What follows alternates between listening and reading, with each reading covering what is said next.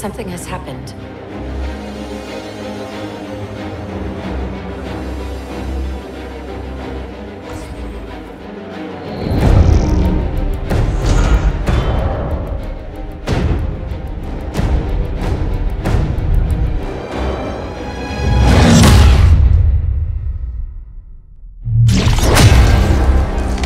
Command, we have a Spartan casualty.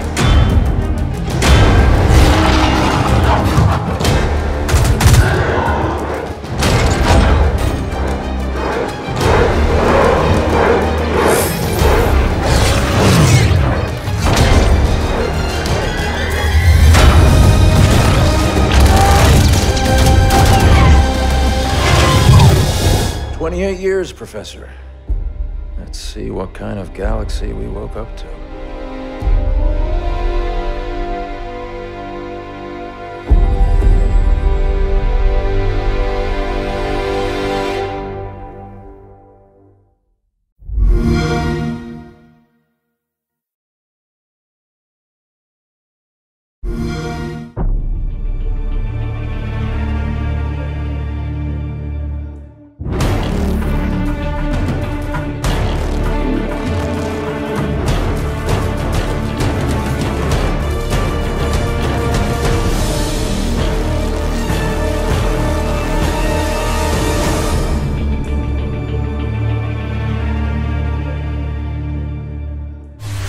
"28 years, Professor.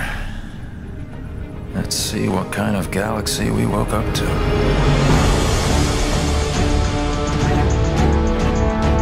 We had a very specific story we wanted to tell, and in particular, new characters that we wanted to introduce. And I think RTS players have higher expectations from story, and we wanted to make sure we did that in the strongest way possible. At the end of the original game, the Spirit of Fire and its crew were adrift in space. The crew's in cryosleep, and fast forward 28 years later to Halo Wars 2, they awake to find themselves above a Forerunner installation. Halo fans, especially those who've played Halo 3, will recognize it as the Ark. It's the largest and most powerful of the Forerunner creations, and it's also the birthplace of the Halos. It's literally the place that made all of the Halo rings, so that's the kind of power that's contained there.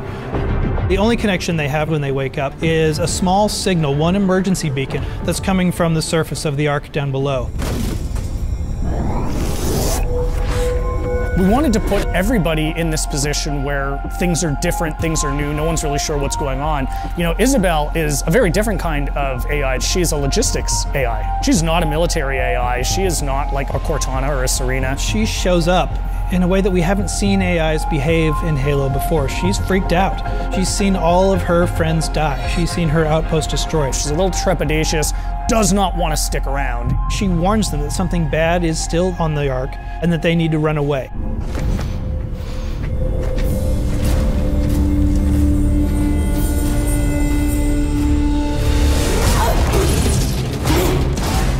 The Spartans from Halo Wars, last time you saw them was in the original Halo Wars, just tearing down a pack of elites.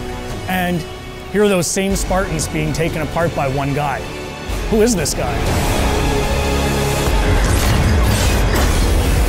They meet Atriox for the first time. He surprises them. The Spartans expect a brute, they get much more than a brute in Atriox. There's actually more to this guy. He's not just a really strong brute. He's good at tactics, he's good at outthinking his opponents. That was the genesis of that character, of what if one brute was not only stronger than the others, but also incredibly intelligent. Atriox is something the universe hasn't seen before. The fact that he can surprise and then beat 3 Spartans in hand-to-hand combat sets the stage for who's in charge of the Banished and the kind of threat they pose. From a visual standpoint, we wanted to carry over enough of the original Covenant technologies, but at the same time being in your face, more about hard hitting and close combat. You know what a Wraith does if you've played Halo, but you've never seen a Wraith look like this before. Lots of layered armor, lots of ramming spikes, things that spoke to a brute's sensibilities and aesthetic choices. This is who they're going to have to fight. This is who Captain Cutter has to beat. Our astronavigation system can't pinpoint a location. We're not on the map anymore. But as the captain of this ship, he is 28 years out from his last set of orders. Like, what do you do when you are supposed to report into this hierarchy, but you literally haven't seen them for almost 3 decades?